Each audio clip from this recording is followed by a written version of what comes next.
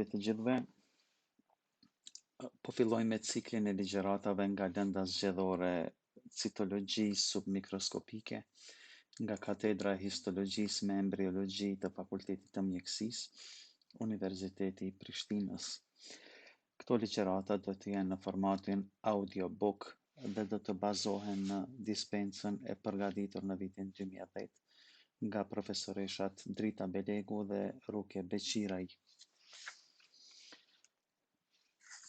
Kapitulli i parë është organizimi i përgjithshëm i qelizës. Qelizat paraqiten në shumë forma dhe madhësi të ndryshme. Dallohen ndërmjet tyre për nga përbërësit struktural dhe kimik. Kryejnë po ashtu funksione të ndryshme të komplikuara, të cilat janë të nevojshme për mbajtjen e organizmit. Përveç këtyre dallimeve të qarta, qelizat posedojnë ngjashmëri të caktuara themelore, bazike, në organizimin e përgjithshëm të tyre. Kështu të gjitha qelizat posedojnë membranën qelizore, gati të gjitha kanë bërthame, kurse shumica përmbajnë në sasi të ndryshme dhe për masa të ndryshme ribozome, retikulumin endoplazmatik, aparatin e Golgjit dhe mitokondret. Struktura tjera si që janë lizozomet, mikrotubulat, filamentet, centriola dhe inkluzionet, formacionet të përkohshme, janë prezente shpesh por jo gjithmonë, edhe pse këta përbërës janë në shkallë të ndryshme të specializuar për lloje të ndryshme qelizash. Çdo njeri ka disa veti të përbashkëta dhe në të gjitha qelizat kryejnë funksione të ngjashme. Këtu është përshkruar organizimi i përbërësve të përbashkët të qelizës, si hyrje në studimin e llojeve speciale të qelizave.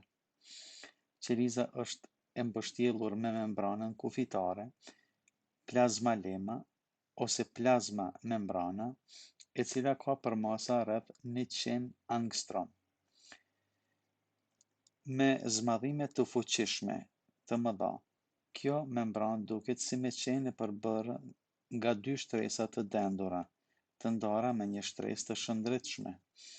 Këto shtresa përbëjnë unit membranën dhe në përgjithësi mendohet për ekzistimin e dy shtresave proteinike, ndërmjet të cilave gjendet shtresa lipidike bimolekulare.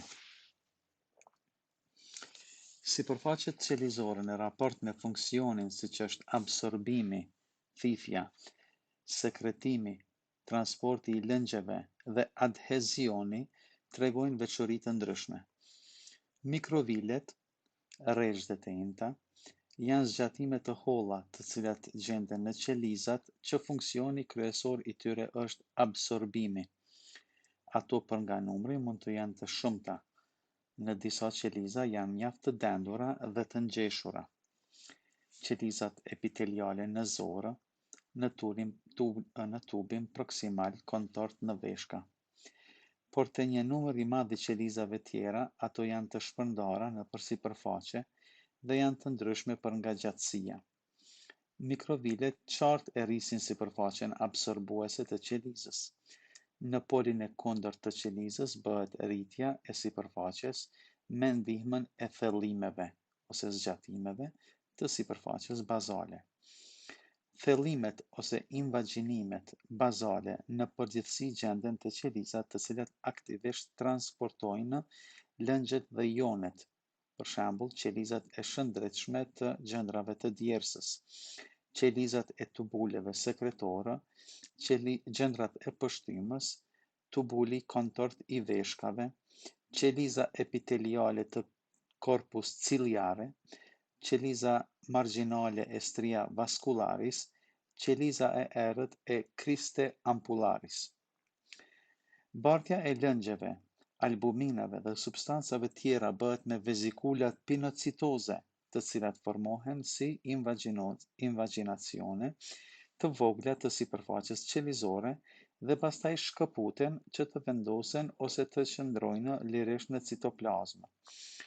Kur sipërfaqja e qelizës posedon mbështjellësin e jashtëm, ai shpesh mbulon invaginacionet e vogla dhe shërben si vend për adsorbimin selektiv të substancave.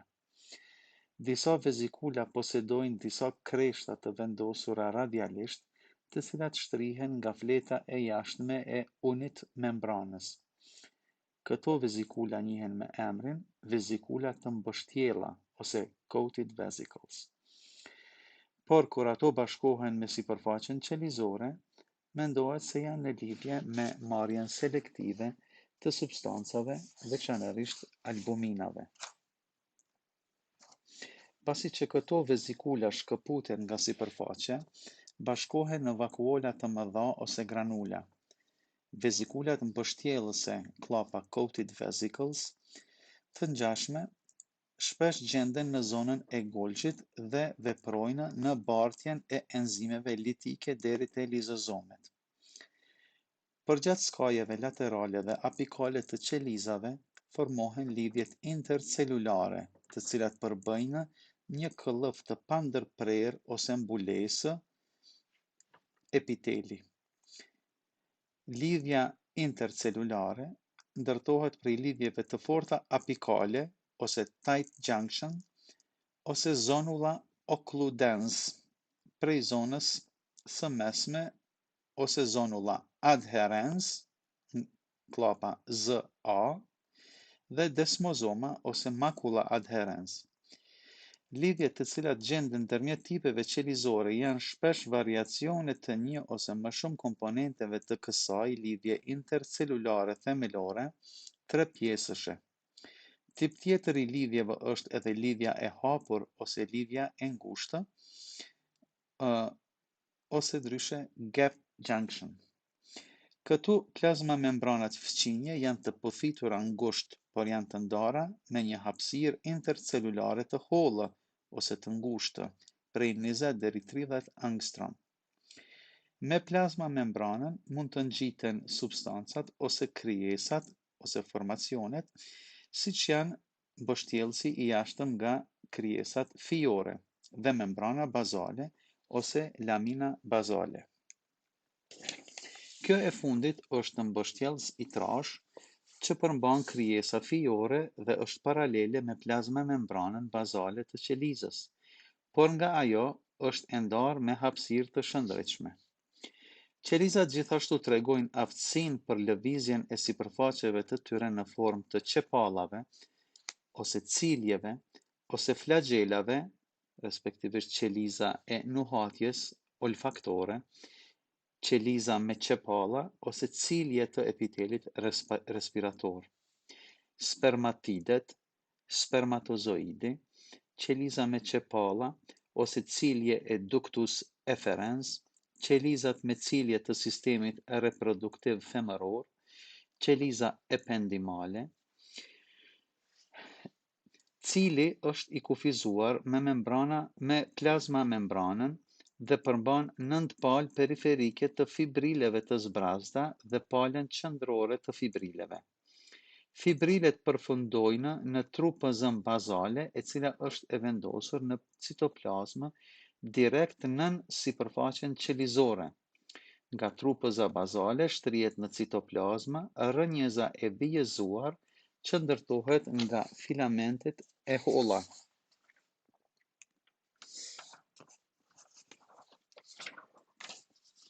Trupëza bazale e cilit mendohet se është e njëjtë me centriolën.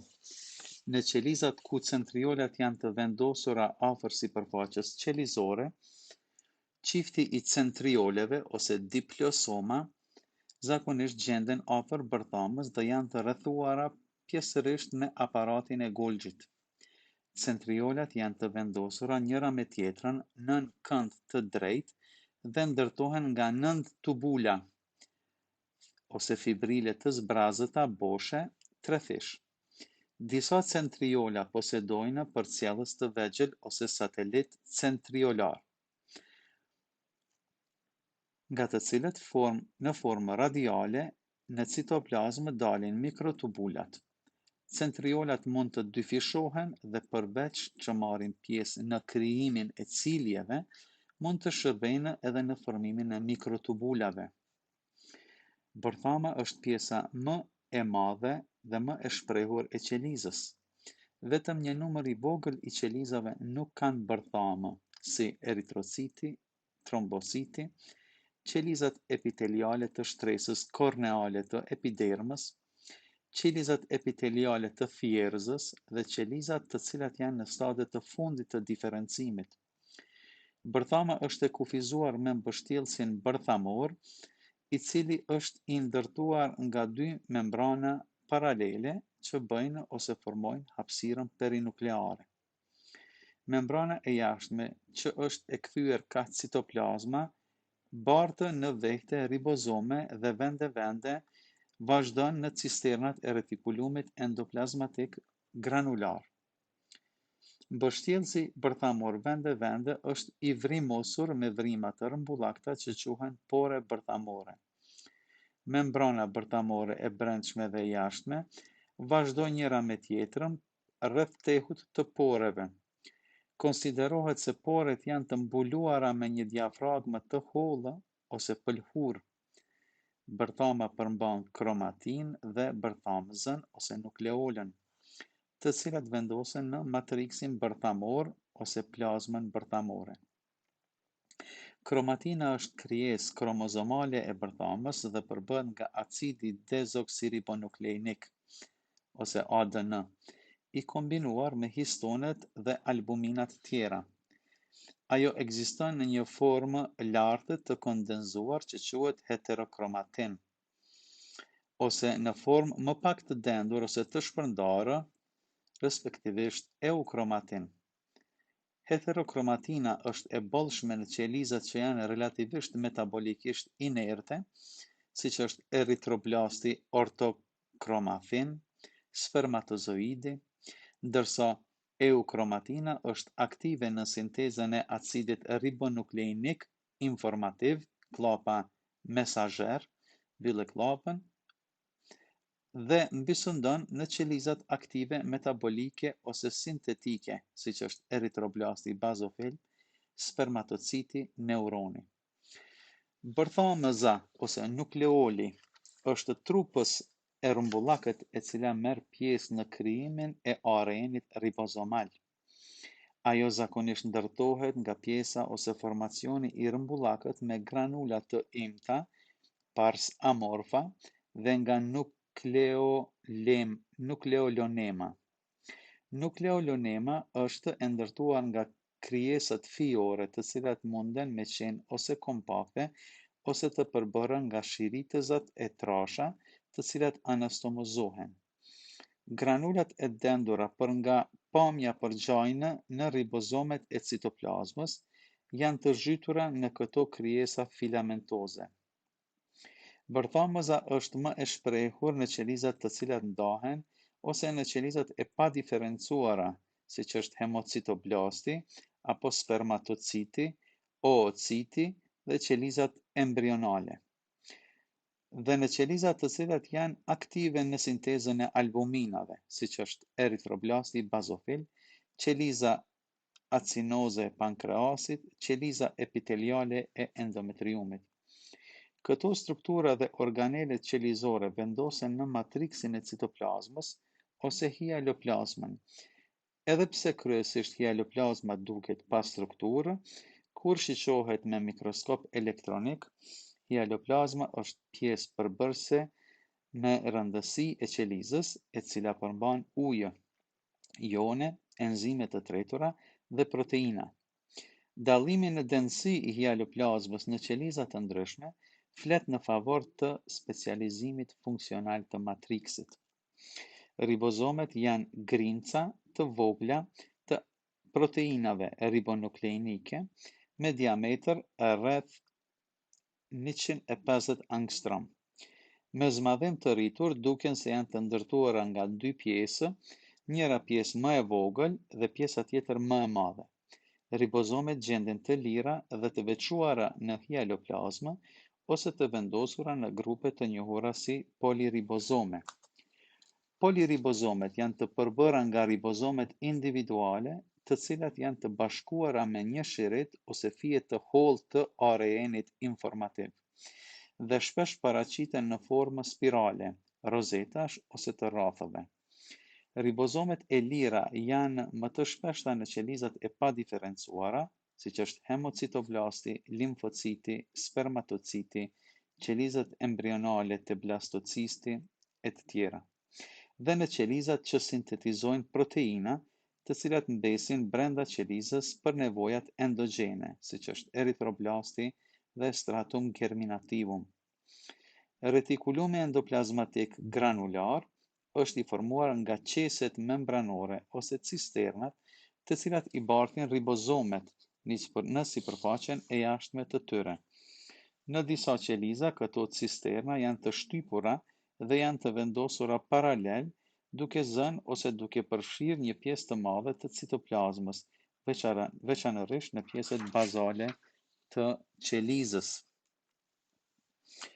Përderisa ribozomet e lira në përgjithësi lidhen me sintezën e albuminave endogjene, retikulumi endoplazmatik granular është më i zhvilluari në qelizat të cilat transportojnë produktet e sintetizuara proteinike jashtë qelizës. Peptidet sintetizohen në ribozome dhe barten nëpër membranat e retikulumit endoplazmatik në cisterna. Krijesat në formë grimcash, të cilat paraqesin albuminat e riformuara, mund të shihen nganjëherë brenda cisternave. Në disa qeliza, retikulumi endoplazmatik humb ribozomet dhe njihet si retikulum endoplazmatik agranular ose i lëmuar. Membranat pa granula janë zakonisht në formë të tubulave, të cilat degëzohen dhe anastomozohen. Tubulat munden me qenë dendësisht të ngjeshur, duke formuar arrëdhitje të rregullt ose lakesa, e ndonjëherë janë të shpërndara përreth mitokondrieve dhe pikëzave lipidike. Vende tubulat e lëmuar vazhdojnë në cisternat granulare. Retikulumi endoplazmatik granular është më i shprehur në qelizat të cilat sintetizojnë albumina, kurse retikulumi endoplazmatik i lëmuar zakonisht gjendet në qelizat të cilat sintetizojnë steroide, siç janë qelizat intersticiale në testis, qelizat luteinike, qelizat e korteksit të gjendrës mbiveshkore, dhe në qeliza të cilat veprojnë në metabolizmin dhe sintezën e yndyrnave, siç janë qelizat vjamore e morme, qelizat adipocite e gjendrave vjamore, qelizat epiteliale të zorëve dhe hepatociti. Aparati i Golgjit zakonisht vendoset ndërmjet bërthamës dhe apeksit të qelizës. Ai është i ndërtuar nga lamelat e përbëra të vendosura paralel të membranave të lëmuara, vezikulave të vogla dhe vakuolave.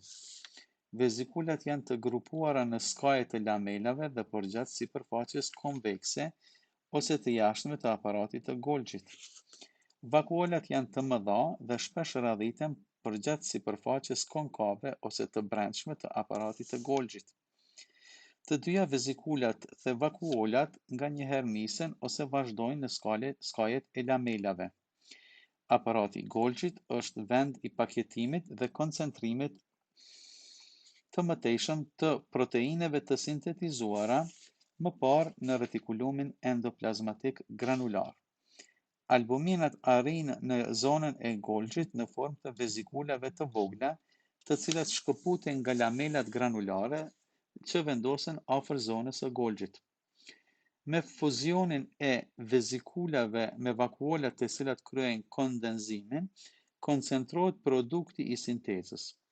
Koncentrimi i mëtejshëm i produkteve sekretore krijon granulat sekretore të pjekura, të cilat grumbullohen në apeks të qelizës, përderisa nuk vjen deri te zbrazja me bashkimin e membranës, e cila mbështjellë granulën sekretore me plazmamembranën. Depozitimi i përkohshëm i produkteve sekretore është karakteristike shumë qelizave, siç janë qelizat e gjendrave të djersës, qelizat e gjendrave të pshtymës, qelizat pepsinogjene, qelizat panet, qelizat kaliciforme, qelizat tjera mucinoze, qelizat acinare të pankreasit, qelizat sekretore të vezikulat seminalis, qelizat epiteliale të prostatës, qelizat sekretore të tuba uterina dhe shumë qelizat tjera endokrine. Qelizat tjera të cilat sintetizojnë ose transportojnë proteinat nuk grumbullojnë në produkte dhe për këtë arsye kryesisht nuk kanë vakuola për kondenzimin e granulave sekretore. Substancat të cilat i sintetizojnë këto të fundit, mendohet se i lirojnë me njëherë si t'i formojnë ato. Vezikulat e Golgjit ose vezikulat e ndërojnë vend ose vendosen ka sipërfaqja e qelizës, bashkohen me plazma membranën dhe lirojnë përmbajtjen e tyre. Pinocitoza kthyese. Përveç rolit në koncentrimin e albuminave, aparati i Golgjit ka për detyrë edhe sintezën e mukopolisaharideve, polisaharide të cilat përmbajnë heksozamin, mukoproteinave dhe glukoproteinave, respektivisht polisaharidet të cilat përmbajnë heksozamin në lidhje të forta kimike me ndonjë peptid. Komponentet e proteineve sintetizohen me ndihmën e ribozomeve të retikulumit endoplazmatik granular e pastaj bashkohen me polisaharidet në zonën e Golgjit. Qelizat në të cilat zhvillohet ky mekanizëm janë tipe të ndryshme të qelizave që sekretojnë mukos, siç është plazmociti, kondrociti, qelizat e lobit të përparëm të hipofizës, të cilat prodhojnë hormonet glukoproteinike si FSH, LH dhe TSH, pra hormoni folikulostimulues, hormoni luteinizues dhe hormoni tirostimulues, dhe qelizat e folikulit të tiroides.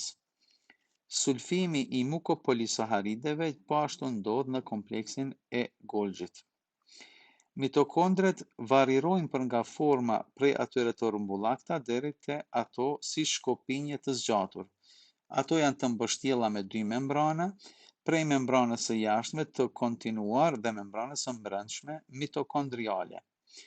Membrana mitokondriale e brendshme është e karakterizuar me plika që quhen kriste ose kreshta, të cilat futen në kavitetin e brendshëm qendror të matriksit të mitokondrit. Matriksi është i përbërë nga krijesat mesatarisht të dendore dhe zakonisht përbën granula jo të tejdukshme, të cilat lidhin kationet dyvalente. Fuzioni kryesor i mitokondriave është krijimi i energjisë në formë të adenozin 3-fosfatit ose ATP dhe me ndihmën e fosforilimit oksidativ. Enzimet e tretura të ciklit të Krebsit dhe cikli i acideve yndyrore janë të vendosura në matriks, ndërsa enzimet e rrugës respiratore, respektivisht zinxhiri i bartjes elektronike, janë të vendosura në membranën e brendshme. Të dy acidet ADN dhe ARN janë të konsoliduara në matriksin e mitokondreve. Mitokondriet janë më të shumta në qelizat që posedojnë nevoja të mëdha për energji, siç janë qelizat dhjamore të morme, fija muskulore e zemrës. Në qelizat të cilat janë të zëna me punë në bartjen aktive, mitokondriet janë shpesh të renditura paralel me membranat në zgjatimet bazale, ku furnizohen me burimin e gatshëm të energjisë. Dhomëzat mitokondriale janë zakonisht të formës lamelare, por në disa qeliza të cilat janë të involvuara në sintezën e steroideve, siç janë qelizat luteinike, qelizat e zonës fascikulata, ato janë tubulare ose vezikulare. Lizozomet janë granula të dendura të kufizuara me membranë, të cilat përmbajnë numër të caktuar të enzimeve hidrolitike. Disa prej enzimeve të cekura në lizozome janë fosfataza acidike, ribonukleaza, deoksiribonukleaza, katepsina, kolagenaza, glukozidaza dhe aril sulfataza. Lizozomet veprojnë në tretjen dhe zbërthimin e substancave që kanë arritur në qelizë me fagocitozë, si për shembull leukociti polimorfonuklear ose në rregullimin e organeleve qelizore dhe produkteve sekretore. Lizozomet mund të largohen ose të dalin jashtë të qelizës që të bëjnë tretjen e substancave ekstracelulare, për shembull te rasti i osteoklastit. Ky lloj i trupëzave që përmbajnë enzime hidrolitike, megjithatë janë heterogjene me strukturë të imët që me të madhe varen nga stadi i procesit të tretjes. Vërehet se enzimet të cilat i përmbajnë lizozomet sintetizohen në ribozome të retikulumit endoplazmatik dhe barten nëpërmjet aparatit të Golgjit dhe paketohen në granulat të cilat posedojnë matriks granular të imët.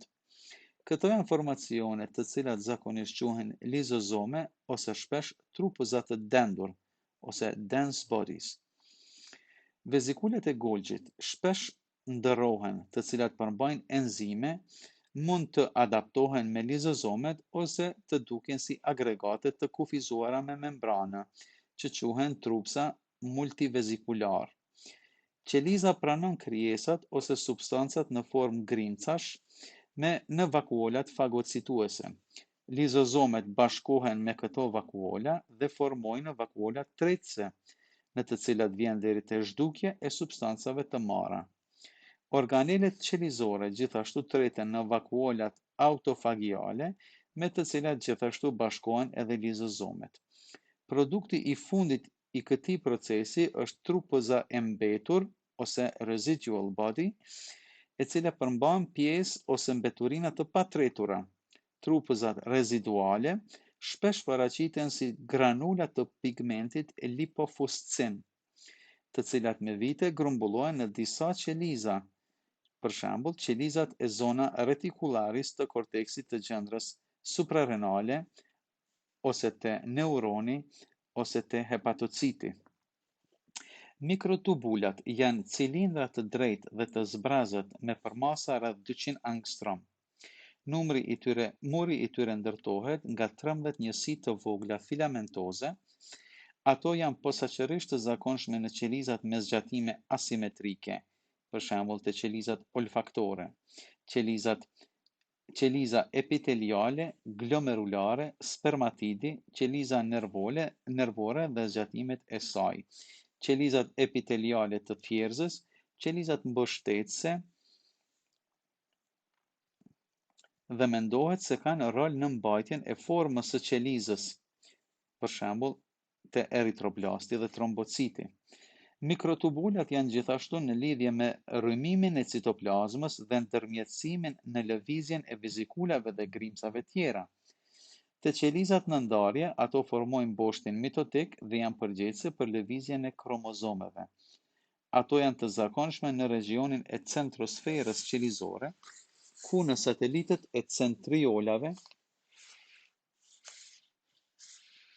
konsiderohet se mikrotubulat janë identik me fibrilet e ciljeve lëvizëse dhe flagellave. Shumë qeliza përmbajnë filamente të holla me përmasa prej 40 deri 100 angstrom. Ato në citoplazmë kalojnë ndërmjet organeleve dhe shpesh janë të organizuara në tufa ose fibrile. Posaçërisht janë të shpeshta në qelizat e epidermës dhe në qelizat tjera epiteliale.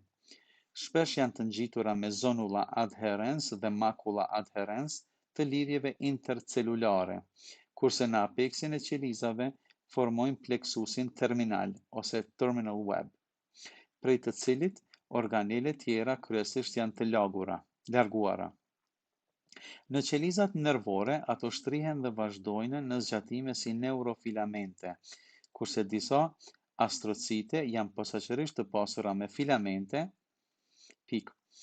Tipet speciale të filamenteve, filamentet e trasha të miozinës dhe filamentet e holla të aktinës, paraqesin ose formojnë sistemin muskular kontraktues.